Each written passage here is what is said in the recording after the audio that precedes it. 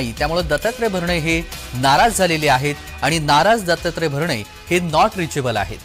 त्यांची नाराजीची कारणं समोर आलेली आहेत। मंत्रिपदाचा पदभार न स्वीकारताच भरणे हे परदेशामध्ये गेलेले आहेत।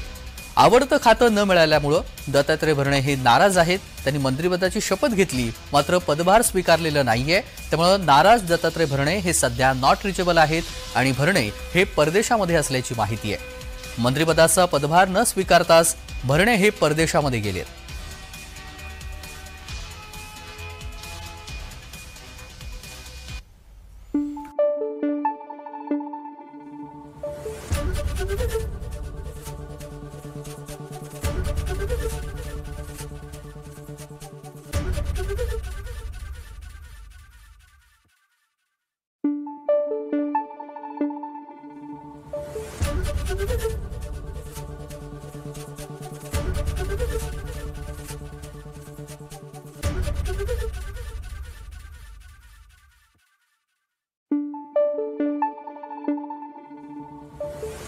Thank you.